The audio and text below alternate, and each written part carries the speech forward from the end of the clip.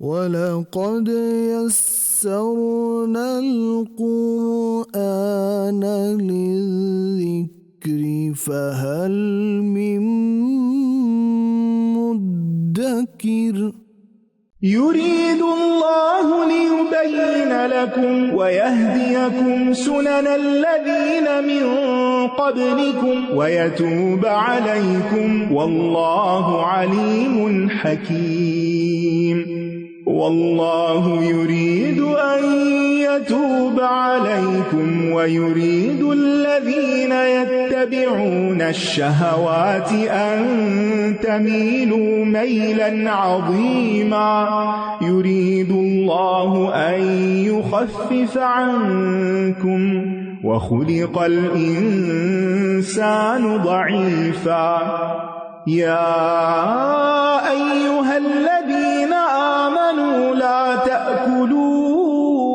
أموالكم بينكم بالباطل إلا أن تكون تجارة عن تراض منكم ولا تقتلوا أنفسكم إن الله كان بكم رحيما ومن يفعل ذلك عدوانا وظلما فسوف نصليه نارا وكان ذلك على الله يسيرا إن تجتنبوا كبائر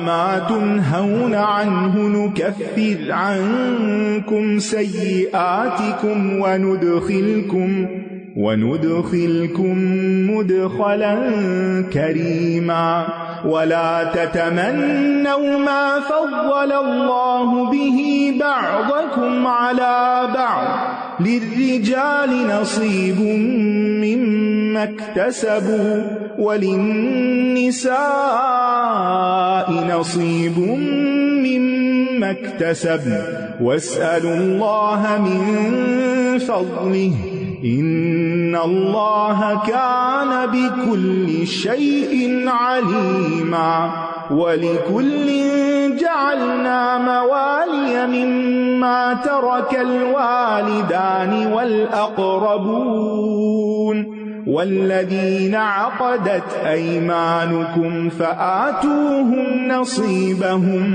إن الله كان على كل شيء شهيدا اللہ چاہتا ہے کہ وہ تمہارے لیے احکام خوب واضح کر دے اور تم سے پہلے کے نیک لوگوں کے طریقوں کی طرف تمہاری رہنمائی کرے اور تم پر مہربان ہو اور اللہ بہت علم والا خوب حکمت والا ہے اور اللہ چاہتا ہے کہ وہ تم پر مہربان ہو اور جو لوگ خواہشات کی پیروی کرتے ہیں وہ چاہتے ہیں کہ تم گمراہی کی طرف خوب مائل ہو جاؤ. آپ دیکھیں کہ اس دنیا میں انسان کو مختلف لوگوں کی باتیں سننا ہوتی ہیں. کچھ لوگ انسان کو اچھی مت دیتے ہیں، خیر کی طرف بلاتے ہیں، اور کچھ برائی کی طرف لے جانے والے ہیں. اور انسان عام طور پر وہی ہوتا ہے جو اس کے آس پاس کے لوگ ہوتے ہیں، جو اس کے دوست ہوتے ہیں، وہ انہی کے دین پر ہوتا ہے. لہٰذا ہمیں اس بارے میں بہت کیئرفل رہنا چاہیے کہ ہم کس کی بات مان رہے ہیں اور کس کی بات سن رہے ہیں، کیونکہ ہر پکارنے والا داعی انسان کے لیے ایک امتحان ہے، ایک آزمائش ہے. بھلائی کی طرف بلانے والا بھی ایک آزمائش ہے کہ وہ ہمیں خیر کی دعوت دے رہا ہے، آؤ قرآن کی مجلس میں چلیں، آؤ کوئی اچھی بات کریں، کسی کی خدمت کریں، کسی کی مدد کریں، کوئی نیکی کا کام کریں، اور ہم اس کی بات سن کر استطاعت رکھتے ہوئے نہ مانیں تو کیا ہوگا؟ امتحان میں فیل ہو گئے. اور اسی طرح کچھ لوگ برائی کی طرف دعوت دیتے ہیں، کسی برے کام کی طرف لے جاتے ہیں اور انسسٹ کرتے ہیں کہ نہیں، اگر میرے ساتھ فلان جگہ تو ضرور چلنا ہوگا، میری خاطر یہ کام کر لو، یعنی کسی بھی حرام کام کو میری خاطر کر لو. اب یہ بھی انسان کے لیے ایک آزمائش ہے کہ اگر انسان جانتا ہے کہ جو مجھے دعوت مل رہی ہے یہ برائی کی دعوت ہے اور پھر وہ اس میں لبیک کہتا ہے تو وہ انسان کے لیے مصیبت ہے. لہذا ان دونوں طرح کی آوازوں پر جو آپ کا رد عمل ہوگا، جو آپ کا طریقہ ہوگا، وہ آپ کا مستقبل بنائے گا، دنیا میں بھی اور آخرت میں بھی. کیونکہ بہت سے لوگ ایسے ہوتے ہیں جو انتہائی ٹیلنٹڈ ہوتے ہیں، بہت سی صلاحیتیں ہوتی ہیں ان کے اندر، لیکن وہ اپنے خیر خواہوں کو نہیں پہچانتے جو انہیں کسی اچھے رستے پر لگانا چاہتے ہیں۔ اوروں کی بات چھوڑیے، گھر میں اپنے بچوں کو ہی دیکھ لیجیے، عموماً یہ ہوتا ہے کہ ماں باپ بچوں کو جو نصیحت کرتے ہیں وہ ان کو اچھی نہیں لگتی، لیکن اس کے برعکس دوست جو باتیں کرتے ہیں وہ چاہے ان کے مستقبل کے لیے نقصان دہ ہو وہ اس طرف چل پڑتے ہیں۔ اسی طرح انسان کو اگر کوئی نہ بھی دعوت دے تو اپنی کمپنی پر ضرور نظر رکھنی چاہیے کہ میرا اٹھنا بیٹھنا، میرا انٹریکشن کن لوگوں کے ساتھ ہے۔ کیا یہ وہ لوگ ہیں جو خواہشات کی پیروی کرتے ہیں، یا یہ وہ لوگ ہیں جو اللہ کے دین کے پیروکار ہیں؟ اگر آپ ان لوگوں کے بیچ میں ہیں جو خواہشات کے پیروکار ہیں تو پھر وہ آپ کو اسی طرف لگا دیں گے، آپ کو بھی خواہشات کا بندہ بنا دیں گے۔ وَيُرِيدُ الَّذِينَ يَتَّبِعُونَ الشَّهَوَاتِ أَن تَمِيلُوا مَيْلًا عَظِيمًا، وہ پھر آپ کو سیدھے رستے سے ہٹا دے گا، دور کی کجراہی میں ڈال دے گا۔ اللہ چاہتا ہے کہ وہ تم سے ناروا پابندیوں کا بوجھ ہلکا کر دے، اور انسان بہت کمزور پیدا کیا گیا ہے، بہت کمزور پیدا کیا گیا ہے۔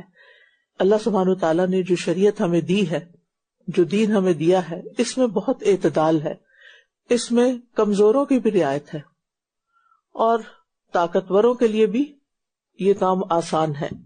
نبی صلی اللہ علیہ وسلم آسان دین دے کر بھیجے گئے۔ آپ نے فرمایا بے شک دین آسان ہے، میں تمہارے پاس آسان حنیفی شریعت لے کر آیا ہوں، بعثت بالحنیفیۃ السمحۃ السہلۃ۔ اور پھر یہ جو بات کی گئی نا، وخلق الانسان ضعیفا، انسان کمزور پیدا کیا، اس کو ہمیں تسلیم کر لینا چاہیے، اور جب ہم تسلیم کر لیں گے تو پھر غلطی کرنے کے بعد ہم توبہ بھی کر لیں گے، کیونکہ ماننا آسان ہوتا ہے نا۔ اب دیکھیے کہ انسان کتنا بھی طاقتور ہو، کتنا بھی بڑا انسان، ایک چھوٹی سی بات اس کو خوش کر دیتی ہے، وہ ہنسنا شروع کر دیتا ہے، چھوٹی سی بات اسے غمگین کر دیتی ہے، ایک چھوٹا سا کانٹا چبھ جائے تو خون آلود ہو جاتا ہے، ذرا سا کٹ لگ جائے تو اسپتال پہنچ جاتا ہے۔ بعض اوقات چھوٹا سا تحفہ اس کو خوش کر دیتا ہے، اور بعض اوقات کوئی آپ کی مرضی کے خلاف کوئی چیز آپ کی مانگ لیتا ہے، حالانکہ وہ آپ کی پلیٹ میں رکھا ہوا ایک لقمہ ہی کیوں نہ ہو، اگر آپ کا دل ہو اس کو کھانے کو اور دوسرا کہہ دے یہ آپ مجھے دے دو، وہ آپ کو برا لگ جائے گا کہ میں کھانا چاہ رہا تھا اور کسی نے مجھ سے مانگ لیا۔ یہ ہے انسان کی کمزوری کی علامتیں، اور ہم سب اس سے گزرتے ہیں۔ اس لیے اللہ سبحانہ تعالیٰ نے بڑی حکمت پر مبنی دین ہمارے لیے بھیجا ہے، اور اس کی پیروی میں ہی ہمارے لیے دنیا اور آخرت کی کامیابی ہے، اور اس کو پورے یقین کے ساتھ ہمیں لینا چاہیے۔ پھر فرمایا اے لوگو جو ایمان لائے ہو، اپنے مالوں کو آپس میں باطل طریقے سے نہ کھاؤ، الا یہ کہ تمہاری باہمی رضامندی سے تجارت کی کوئی صورت ہو، اور تم اپنے آپ کو قتل نہ کرو، بے شک اللہ تم پر نہایت رحم کرنے والا ہے۔ اور جو کوئی ظلم اور زیادتی سے ایسا کرے تو ہم ضرور اسے آگ میں جلائیں گے، اور یہ اللہ پر بہت آسان ہے۔ ظلم اور زیادتی کرنے والے کو عذاب دینا اللہ تعالیٰ کے لیے کچھ بھی مشکل نہیں۔ دو چیزوں کے بارے میں یہاں بات کی گئی، ایک مال کے بارے میں اور ایک ذات کے بارے میں۔ مال جو ہمیں ملا ہے یہ بھی اللہ کی امانت ہے، اور یہ جسم جو ہمیں ملا ہے یہ بھی اللہ کی امانت ہے۔ مال کے بارے میں ہم اپنی منمانی نہیں کر سکتے کہ جیسے چاہیں کمائیں جہاں چاہیں خرچ کر دیں، ہمیں شریعت کی حدود کو دیکھنا ہوگا، سورس آف انکم کون سے حلال ہے اور کون سے حرام ہے، اور اسی طرح کتنا خرچ کر سکتا ہوں، کہاں خرچ کر سکتا ہوں۔ ہمیں اسراف سے منع کیا گیا، فضول خرچی سے منع کیا گیا، اور اسی طرح غلط طریقے سے آپس میں مال بانٹنے سے بھی منع کیا گیا، اور دوسری طرف خودکشی سے بھی منع کیا گیا، یا کسی ذات یا انسان کو قتل کرنے سے بھی منع کیا گیا۔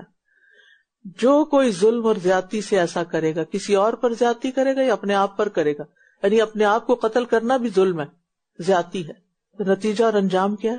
ہم اسے آگ میں جلائیں گے، یعنی اللہ کے پاس واپس جانا ہے۔ اس لیے یہ جو بڑا آسان ہو گیا یہ کہنا کہ I want to kill my self, اور میں سوئسائڈ کرنا چاہتی ہوں، ٹھیک ہے یہ ایک نفسیاتی کیفیت ہوتی ہے، لیکن بعض اوقات یہ باتیں صرف شیطان کی ڈالی ہوتی ہیں، وسوسے ہوتے ہیں، اور ایک دوسرے سے سنا کر وہ بڑی کول لگتی ہیں، کسی نے کہا تو چلو ہم بھی کہہ دیتے ہیں، اور بعض اوقات دوسروں کو دمکانے کے لیے۔ اور یاد رکھیے جب ایک غلط بات بار بار کوئی کہتا ہے نا تو پھر اس کو کر بھی گزرتا ہے، اس لیے جب کسی کے بارے میں سنے کوئی ایسی بات کرتے ہوئے تو اس کو ایسے ہی نہ چھوڑ دیں کہ وہ آئندہ بھی کہتا چلا جائے، بلکہ اس کا علاج کریں. اور جیسے میں نے کہا کہ یہ شیطانی وسوسے ہوتے ہیں، شیطان چاہتا ہے بس کچھ بھی کر لو، جہنم میں چلو میرے ساتھ، تو اس لیے اس کا علاج کرنا بہت ضروری ہے. اگر تم ان بڑے بڑے گناہوں سے بچتے رہو گے جن سے تم روکے گئے ہو تو ہم تمہاری چھوٹی چھوٹی برائیاں تم سے دور کر دیں گے، یعنی چھوٹے گناہ معاف کر دیں گے اور تمہیں مقام عزت یعنی جنت میں داخل کریں گے. ابن عباس کہتے ہیں ہر وہ گناہ کبیرہ ہے جس کو اللہ نے جہنم کی یا لعنت کی یا غضب کی وعید پر ختم کیا ہے. 3 چیزیں ہیں جو کسی فعل کو بڑا گناہ بناتی ہیں: کسی کی حق تلفی، کسی پہ ظلم اور زیادتی، خواہ وہ رب کا حق ہو یعنی اپنے فرائض جو نماز روزہ وغیرہ اس میں کوئی کمی یعنی ان کو ادا نہ کیا جائے، یا والدین ہو یا دوسرے انسان ہو یا خود اپنا نفس ہو، کسی پر بھی ظلم و زیادتی کی اجازت نہیں. دوسرا ہے اللہ سے بے خوف ہو کر ڈھیٹ بن کر غلط کام کرنا، پرواہ نہ کرنا کہ اللہ کا حکم پامال ہو رہا ہے، پتہ ہونے کے باوجود کہ اللہ نے منع کیا پھر بھی کرتے چلے جانا. اور تیسرا یہ ان روابط کو توڑنا اور تعلقات کو بگاڑنا جن کے جوڑنے پر انسانی زندگی کے امن کا انحصار ہو، خواہ یہ تعلق بندے اور رب کے بیچ میں ہو یا پھر بندے اور بندے کے درمیان. یہاں پر یہ بات واضح کر دی گئی کہ کبائر سرزد ہونے پر وعید ہے جبکہ سیئات پر وعید نہیں. یہ ڈفرینسیشن ہو جاتی ہے دونوں کے درمیان. یعنی سیئات صغیرہ گناہ وہ کیا ہے جن سے صرف منع کیا گیا لیکن ان پر کوئی وعید نہیں سنائی گئی. یہ فرق یاد رکھیے، ہیں گناہ کے کام لیکن ان پر کوئی سزا نہیں بتائی گئی. کبیرہ کون سے ہیں؟ جن پر کوئی وعید ہو، جن پر کوئی سزا بتائی گئی ہو. لیکن چھوٹے گناہ بھی چھوٹا سمجھ کے کرتے چلے جانا کہ اس پہ کوئی سزا تو نہیں بتائی گی، چلو خیر ہے، تھوڑی سی بات ہے، چھوٹی سی چیز ہے.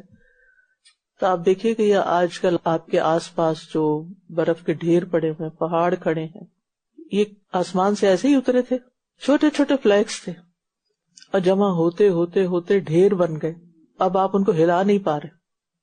وہ جب کبھی دھوپ نکلے گی، موسم بدلے گا تو پھر ہی یہ پگھلیں گے. یعنی انسان اتنا بے بس ہے کہ اس کو اٹھا کے لے بھی کہاں جائے، کرے کیا اس کے ساتھ. لیکن اللہ بڑا مہربان ہے، اللہ تعالیٰ معاف کر دیتا ہے. گناہوں کو پہاڑ نہ ہونے دیں، پہاڑ نہ بننے دیں، اس سے پہلے ہی ان کو صاف کرتے جائیں. ڈیلی بیسس پر توبہ استغفار کرتے چلے جائیں اور ایسی مجالس، ایسے لوگوں سے دور رہیں کہ جن کے درمیان بیٹھ کر آپ گناہوں کی طرف راغب ہو جاتے ہیں، یا وہ غلط بات کر رہے ہوتے ہیں یا کہہ رہے ہوتے ہیں، کچھ کر رہے ہوتے ہیں اور آپ ان کو دیکھ کے آپ بھی شروع ہو جاتے. تو کبائر سے جو اجتناب کرتا ہے وہ صغائر سے تو اور زیادہ کرتا ہے، اور ایسا کرنے سے انسان جنت تک پہنچ جاتا ہے. وَنُدْخِلْكُمْ مُدْخَلًا كَرِيمًا، جنت کے ذریعے عزت بخشا جاتا ہے. تو کبائر سے بچنے والے کے لیے بڑی خوشخبری ہے. پھر فرمایا اور تم اس چیز کی تمنا نہ کرو جس میں اللہ نے تم میں سے ایک کو دوسرے پر فضیلت عطا کی. مردوں کے لیے اس میں سے حصہ ہے جو انہوں نے کمایا، اور عورتوں کے لیے اس میں سے حصہ ہے جو انہوں نے کمایا، جو محنت انہوں نے کی اور کچھ بن گئی. اور اللہ سے اس کے فضل کا سوال کرو، بے شک اللہ ہر چیز کو خوب جاننے والا ہے. کسی چیز کی تمنا نہ کرو، کاش مت کہو، کاش مجھے مل جاتا، کاش مجھے وہ ملتا جو فلاں کے پاس ہے. اللہ کے ہاں فضیلت نیک اعمال کی وجہ سے ہوتی ہے، مرد اور عورت کے فرق کی وجہ سے نہیں ہوتی. کاش میں مرد ہوتی یا وائس ورسا. تو دین کامل ہے، اور عقل کی خوبصورتی اس میں ہے کہ انسان دنیا کے پیچھے بھاگنے کے بجائے اور دنیا کی چیزوں کی خواہش اور تمنا رکھنے کی بجائے جو کسی دوسرے کو ملی ہوئی ہو، اللہ کی طرف رغبت کرے اور آخرت کو اپنا گول بنائے. یاد رکھیے زندگی میں مقاصد کا واضح ہونا نہایت ضروری ہے. جو لوگ کنفیوژن کی حالت میں رہتے ہیں، تذبذب کی حالت میں رہتے ہیں، لا الہ الا ولا الہ الا، نہ دین میں نہ دنیا میں، کبھی ادھر کبھی ادھر، کہیں کچھ، وہ لوگ اپنے ساتھ بڑی زیادتی کر رہے ہیں. اگر آپ جنت میں جانا چاہتے ہیں اور یہ آپ کا گول ہے تو پھر اس کے لیے وہ راستہ اختیار کرنا ہوگا جو جنت کی طرف لے جاتا ہے. اور اگر آپ جانا جنت میں چاہتے ہیں اور کام وہ نہیں کرتے جو جنت میں لے جانے والے ہیں تو بات نہیں بنے گی. صرف تمناؤں سے انسان کہیں نہیں پہنچتا. مثلاً آپ یہاں بیٹھ کے تمنا کریں کہ میں البرٹا پہنچ جاؤں، نہ ٹکٹ لیں نہ جہاز پہ بیٹھیں اور آپ سمجھے کہ آپ بس پہنچنے ہی والے ہیں، تو ایسے تو نہیں پہنچیں گے. اسی طرح جنت کے بارے میں صرف تمنا رکھنا اور اس کے لیے کچھ نہ کرنا، یہ انسان اپنے ساتھ زیادتی کرتا ہے. اپنے آس پاس کے لوگوں کو نعمتوں میں پلتا دیکھ کر انسان کے اندر خواہش ضرور ہوتی ہے اور بعض اوقات تکلیف بھی شروع ہو جاتی ہے. ایسے موقع پر اپنے آپ کو ڈسپلن کرنے کی ضرورت ہوتی، سیلف کنٹرول کی ضرورت ہوتی. پہلے بھی میں نے یہ گر بتایا تھا کہ فوراً اپنے ساتھ ہونے والے اچھی چیزوں کو گننا شروع کر دیں کہ میرے پاس کیا ہے، آج صبح سے لے کر اب تک میرے ساتھ کیا کیا اچھا ہوا ہے.